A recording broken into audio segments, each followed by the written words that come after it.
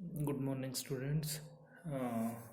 पिछले 2-3 दिनों से बिज़ी शेड्यूल होने के कारण क्लासेस आपकी नहीं लग पाई, तो बच्चों आज फिर एक बार वहीं से स्टार्ट करते हैं और आज कोशिश करते हैं एक नया टॉपिक करने की। बच्चों, एक लास्ट क्लास में एक हमारा टॉपिक रह गया था, एक बार उससे रिलेटेड थोड़ा सा आपको बता दूं। वो बस मेरे हिसाब से वही बचा था। बहुत सभी बच्चों ने बहुत अच्छा रिस्पांस दिया। मुझे फीडबैक भी मिल रहा है सभी बच्चों से, मोस्टली बच्चों से फीडबैक मिल रहा है व्हाट्सएप के माध्यम से। आप सभी बच्चों को टॉपिक समझ में आ रहा है और कुछ बच्चे मुझसे क्वेश्चन आंसर भी कर रहे हैं, जो कि बहुत अच्छी बात है। जितना आप प्रैक्टिस करोगे उतने ही क्वेश्चंस आपके जनरेट होंगे। तो बच्चे, एक बार लास्ट क्लास में हमारा एक टॉपिक रह गया था, एक बार मैं वहीं से स्टार्ट करता हूँ, जो हमारा सीरीज़ का चैप्टर हम कर रहे थे। देखो, इसमें एक इस टाइप का भी कई बार क्वेश्चन रिपीट हो जाता है। इसके बाद हम नया टॉपिक स्टार्ट करेंगे। एक बार बच्चों, ये एक ही टॉपिक बचा है, इसको थोड़ा सा समझ लेते हैं। देखो, मैं एक वर्ड लिखता हूँ, एप्पल। आपका क्वेश्चन ये है कि कई बार एग्जामिनर ये पूछ लेता है कि ये हमारा एक वर्ड दिया हुआ है। क्वेश्चन ध्यान से सुनना कि एक हमारा वर्ड दिया हुआ है एप्पल। इस एप्पल में इसके अल्फ़ाबेट्स की पोजीशन जो है वो एक्चुअल के अल्फ़ाबेट, ऐसे कितने इसमें लेटर हैं जिनकी एक्चुअल अल्फ़ाबेट की पोजीशन के इक्वलेंट इनकी पोजीशन है इस स्टेटमेंट में। देखो, ए हमारा सबसे पहले नंबर पे यूज़ होता है। इट मीन्स इसकी वही पोजीशन है यहाँ लिखी हुई है जो इसकी पोजीशन हमारी अल्फ़ाबेट में होती है, ABCD में जो इसकी पोजीशन होती है वही यहाँ है। इसके बाद पी सेकंड पे नहीं होता, फिर पी है, फिर वो सेकंड पे नहीं होता। हमारा क्वेश्चन ये है कि ए के अतिरिक्त ऐसी कितनी संख्या हैं जिनकी जो पोजीशन है वो एक्चुअल इनकी अल्फ़ाबेट के अकॉर्डिंग होती है। तो देखो बच्चों, पी पी इनकी पोजीशन सेकंड थर्ड पे नहीं होता, एल नहीं होता, लेकिन 5 हमारा 5th नंबर पे ही होता है अल्फ़ाबेट्स में। तो इट मीन्स हमारा राइट आंसर जो है वो है ई। कई बार इस टाइप से क्वेश्चन पूछ लेता है कि आपका क्लियर है। इसके बाद एक टाइप के और क्वेश्चन रह गए थे, मैं वो और ले देता हूँ। देखो, एक अगली स्टेटमेंट है आपकी। ये कहता है CAB कैब को अगर हम 6 कहते हैं, BAT बैट को हम कहते हैं 23, तो आपका क्वेश्चन क्या है, TAB टैब को हम क्या कहेंगे। देखो बच्चों, इस टाइप के क्वेश्चंस के लिए बिल्कुल ही इजी होते हैं, इनको लेके कंफ्यूज नहीं होना। इसमें इस टाइप के क्वेश्चंस में बिल्कुल सिंपल एडिशन या आपका मल्टीप्लिकेशन यूज़ होती है। जैसे देखो, C की वैल्यू हमारी अल्फ़ाबेट में क्या है, ABC, थर्ड नंबर पे आता है। A हमारा फर्स्ट नंबर पे आता है और B हमारा सेकंड नंबर पे आता है। अब देखो, 3 1 2 हमने इसकी नीचे इनकी नंबरिंग लिख दी। अब देखो बच्चों, 3 + 1 4 + 2 = 6। इट मीन्स एडिशन यूज़ किया हुआ है, हमारा यहाँ 6 आ गया। सेकंड पे चलते हैं। सेकंड में बी को हम 2 नंबरिंग देते हैं, अल्फ़ाबेट में सेकंड नंबर पे होता है बी। ए हमारा फर्स्ट नंबर पे होता है और टी हमारा 20 नंबर पे होता है। देखो, एक चीज़ याद रखो, 2-3 वैल्यूज़ हमारी होती हैं जिनको मैंने पुरानी क्लासेस में भी आपको यही कहा था कि अल्फ़ाबेट आपको जो है वो उनकी नंबरिंग याद करनी है। अल्फ़ाबेट, स्क्वायर, क्यूब, इनकी नंबरिंग आपको याद होनी चाहिए अल्फ़ाबेट में। अब जैसे फॉर एग्ज़ाम्पल मैंने आपको बोला था कि कीपैड की हेल्प से आप याद कर सकते हैं। इसके अलावा आपको वैसे रैंडमली आप याद करना चाहें तो जो के है वो आपका 11 नंबर होता है। जैसे हम हरियाणवी में एक लाइन यूज़ करते हैं कि ABCD में 11वां अक्षर के है। मतलब क्या है, के है। तो के हमारा, के से आपको याद रखना है कि के आपका 11 नंबर भी होता है। इसके अलावा एक 20 नंबर आपका टी का होता है। इसको आप शॉर्ट ट्रिक इसकी ये है कि आप इसको 2020 जो आपका वर्ल्ड कप होता है, मैचेस होते हैं क्रिकेट मैच, आप उनसे याद कर सकते हैं कि T20 आपका वर्ल्ड कप है, उससे याद कर सकते हैं। अब देखो बच्चों, इसमें 20 टी को देखते ही हमें सीधा हिट हुआ कि हाँ सर ने 20 बताया था टी को। फिर आपको ABCDEF जाने की ज़रूरत नहीं है, ठीक है। अब इन देखो, इन दोनों को एडिशन कर दो, ये आपका एडजेक्ट हो जाएगा 23। Same as it is. अब आपको पता लग गया कि ये फॉर्मूला इसमें यूज़ होया हुआ है, तो अब आप नेक्स्ट क्वेश्चन में इनकी वैल्यू पुटअप कर दोगे। टी को आप बोलते हो 20, ए को आप बोलते हो 1 नंबर पे है और बी को आप बोलते हो 2nd नंबर पे है। तो इन तीनों का कॉम्बिनेशन आपका क्या हो जाएगा, 23 आपका आंसर हो जाएगा। क्लियर है सभी को? इसके बाद हम आज अपना नेक्स्ट टॉपिक स्टार्ट करते हैं, जिसमें से हर साल आपके क्वेश्चंस आते हैं, डायरेक्शंस।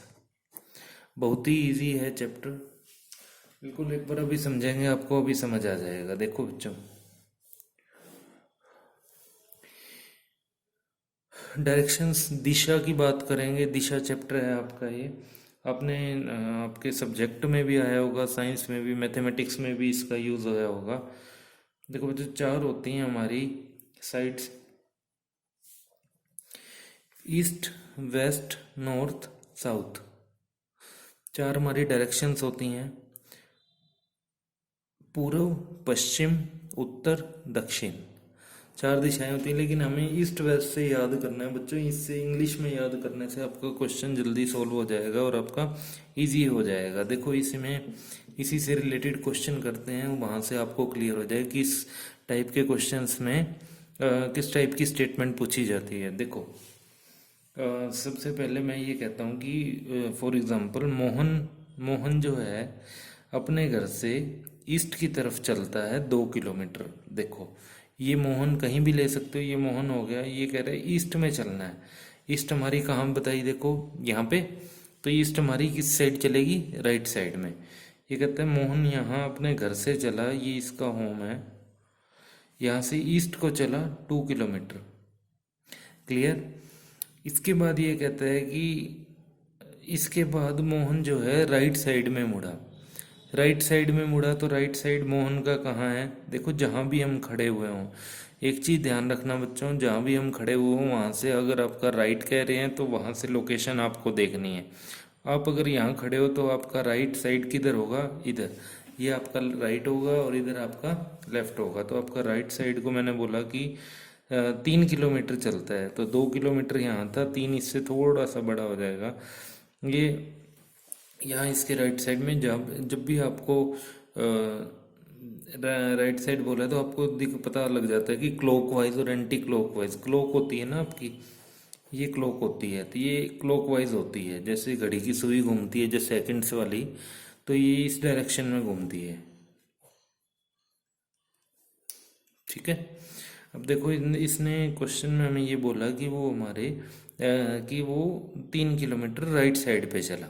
इसके बाद फिर यही क्वेश्चन चल रहा है, पूरा क्वेश्चन ये है कि मोहन अपने घर से ईस्ट की तरफ पूर्व दिशा की ओर 2 किलोमीटर चलता है, फिर वो मुड़ जाता है और सीधे हाथ की तरफ अपने 3 किलोमीटर चलता है। फिर इसी में आगे भी स्टेटमेंट है, ये कहता है कि फिर वो मुड़ जाता है सीधे हाथ को। अब देखो यहाँ कोई आदमी खड़ा है तो इसका राइट हैंड तो हो जाएगा इधर और लेफ्ट हो जाएगा इस साइड। राइट होगा इधर, लेफ्ट होगा इधर। जहाँ वो आदमी खड़ा है उसकी लोकेशन वहाँ से देखनी है। इसके बाद ये कहता है कि राइट साइड को ये 2 किलोमीटर चलता है। 2 किलोमीटर चल गया, अब ये यहाँ रुक गया, इसके इक्वल आ गया, बिल्कुल आमने सामने हो गई दोनों ही, क्योंकि यहाँ भी 2 किलोमीटर था और यहाँ भी 2 किलोमीटर है। तो अब ये बस यहीं तक आपकी स्टेटमेंट है, आपका क्वेश्चन यहीं तक है। इसके बाद आपसे उन्होंने पूछा है, जो क्वेश्चन है वो आपका ये है कि अब मोहन अपने घर से कितनी दूरी पर है। देखो एक बार फिर रिपीट कर देता हूँ। स्टार्टिंग में आपकी स्टेटमेंट थी कि मोहन अपने घर से 2 किलोमीटर ईस्ट की तरफ चलता है, फिर वो सीधे हाथ को मुड़ जाता है और 3 किलोमीटर चलता है, फिर वो सीधे हाथ को मुड़ जाता है और 2 किलोमीटर चलता है। यहाँ तक हम आ गए। उसके बाद हमारा क्वेश्चन है कि मोहन अब अपने घर से कितनी दूरी पर है। अब देखो मोहन अपने घर से कितनी दूरी पे है, ये देखो यहाँ 2 किलोमीटर थे, यहाँ भी 2 किलोमीटर है, यहाँ 3 किलोमीटर है, तो इसके अपोजिट भी आपका इक्वल ही डिस्टेंस है। तो इक्वल डिस्टेंस है तो ये जो ये वाला गैप है ये कितना है, 3 किलोमीटर। तो आपका राइट आंसर हो जाएगा 3 किलोमीटर। 3 किलोमीटर आपका राइट आंसर हो जाएगा। इसी में अगर हम स्टेटमेंट और कुछ चेंज कर देते हैं, एक और क्वेश्चन इसी में से ही निकालते हैं। तो देखो बच्चों, इसके बाद ये पूछता है, अगर क्वेश्चन में ये क्वेश्चन एग्जामिनर अगर आपसे ये पूछता है क्वेश्चन में कि मोहन अब अपने घर से किस दिशा में खड़ा है, तो किस दिशा में खड़ा है, तो देखो बच्चों उसका स्टार्टिंग कहाँ था, यहाँ। अब इसमें दो चीज हैं कि जब भी आपसे दिशा पूछी जाए तो एक चीज ध्यान रखनी है कि जहाँ अब रुका है वहां से पूछिए या जहाँ से चला था वहां से पूछिए, दोनों का अलग अलग आंसर होगा। देखो अगर क्वेश्चन एग्जामिनर अगर आपसे पूछता है कि जहाँ वो अब रुका वहां से उसकी घर की कौन सी दिशा है, तो देखो बच्चों मैंने बोला था कि लास्ट में मोहन यहाँ रुका, तो यहाँ से इसके घर की दिशा कौन सी है, नॉर्थ। देखो यहाँ से इधर नॉर्थ है, ऊपर नॉर्थ होती है ये वाली नॉर्थ होती है। यहाँ कोई खड़ा है तो यहाँ उसका घर है, तो कौन सी दिशा हुई उसकी, नॉर्थ। ऐसे ही अगर कोई यहाँ खड़ा है तो यहाँ उसका घर है, तो कौन सी दिशा में है, नॉर्थ। और अगर आपसे क्वेश्चन में ये पूछा हुआ है कि उसके घर से अब वो कौन सी दिशा में खड़ा है, तो उसके घर से अब वो कौन सी दिशा है, उसकी साउथ, क्योंकि यहाँ से अगर हम नापेंगे उसके घर की दिशा तो वो यहाँ पे हमारा साउथ में है, साउथ की डायरेक्शन में है। और अगर यहाँ से नापेंगे तो वो नॉर्थ की डायरेक्शन में है। क्लियर। एक और एग्जांपल लेते हैं, उससे और क्लियर हो जाएगा आपको। ये कहते हैं नेक्स्ट आपका क्वेश्चन है कि राम अपने घर से 4 किलोमीटर वेस्ट को चलता है। इस बार हमें वेस्ट को चलने को बोला है 4 किलोमीटर। ये कह रहा है कि 4 किलोमीटर राम वेस्ट को चला गया और राम रुक गया जी यहाँ पे। इसके बाद ये कहता है कि राम इसके बाद साउथ की डायरेक्शन में चला गया, तो वो आपको पता होना चाहिए कि साउथ की डायरेक्शन जो है आपकी वो नीचे की साइड है। साउथ की डायरेक्शन में चला गया, ये भी आपका 4 किलोमीटर है। इसके बाद वो कहते हैं कि देखो साउथ की डायरेक्शन यहाँ से नीचे है तो यहाँ से भी नीचे ही रहेगी। इसके बाद वो कहता है कि जहाँ पे राम स्टॉप हो गया वहां से राम लेफ्ट साइड को मुड़ जाता है। अब देखो यहाँ अगर कोई आदमी खड़ा है तो इसका ये तो राइट हो गया और ये इसका लेफ्ट साइड हो गया। वो कहता है कि यहाँ से जी वो 6 किलोमीटर सपोज करो आगे चला गया। ये यहाँ तक तो देखो बच्चों 4 थे, 4 के बाद 2 और हो गए, तो यहाँ आपका लेफ्ट साइड में 6 किलोमीटर चला गया।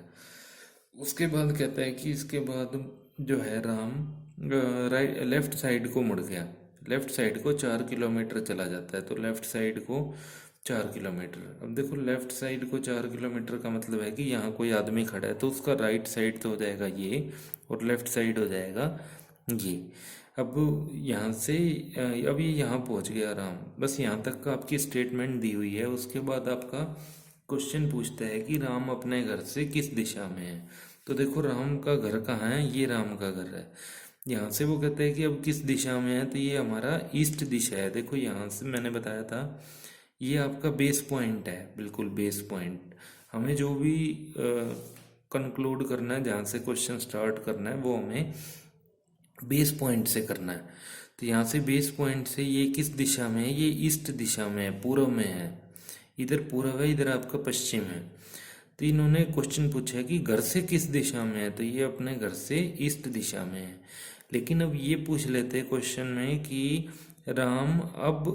राम का घर किस दिशा में है, जहाँ राम रुका है अब लास्ट में वहां से राम का घर किस दिशा में है। तो देखो अगर राम यहाँ है तो उसका घर इधर है और इधर से इधर की डायरेक्शन होती है आपकी वेस्ट, तो इसका मतलब इसकी पश्चिम दिशा होती है। तो क्वेश्चन में कंफ्यूज करने के लिए आपको ईस्ट वेस्ट नॉर्थ साउथ चारों ही डायरेक्शन को ऑप्शन में दिया होगा, लेकिन आपको राइट चूज करना है,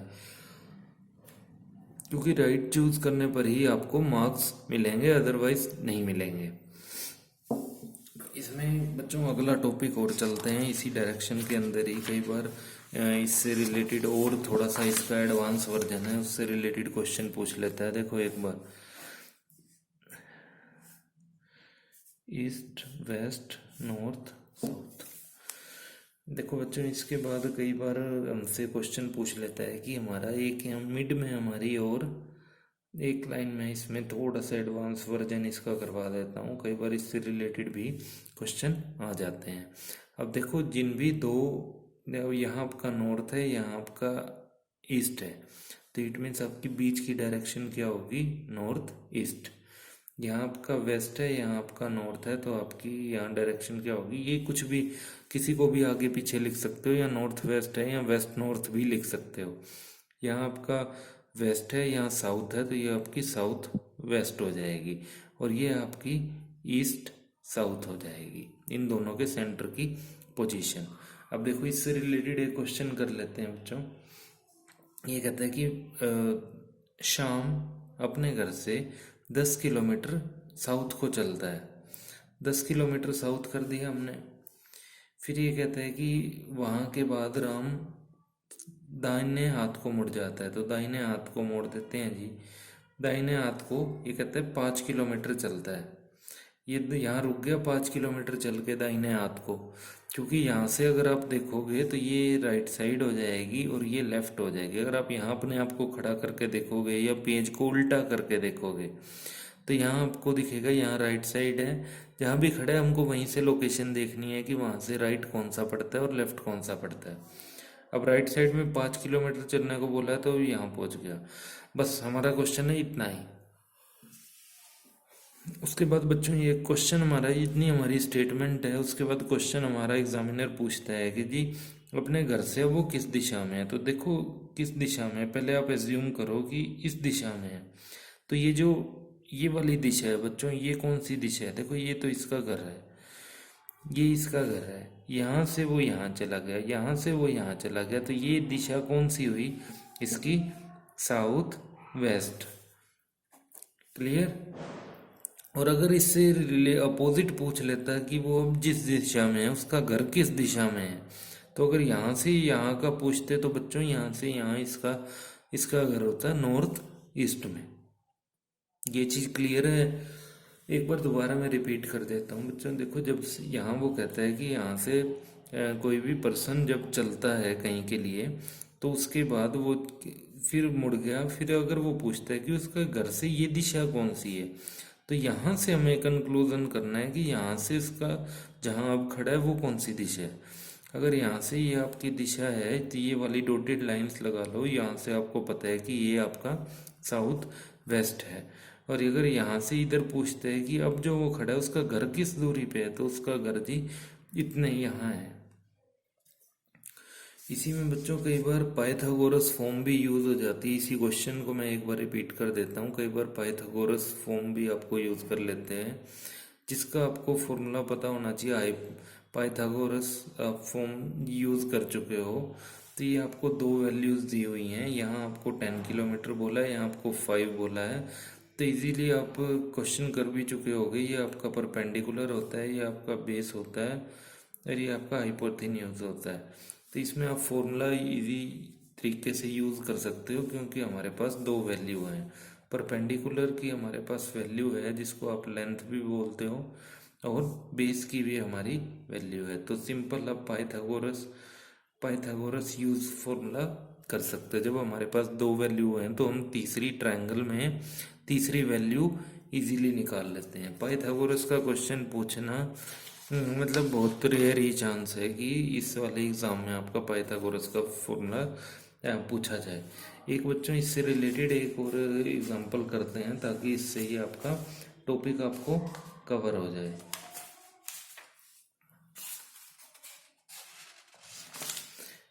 देखो बच्चों ये कहता है कि एक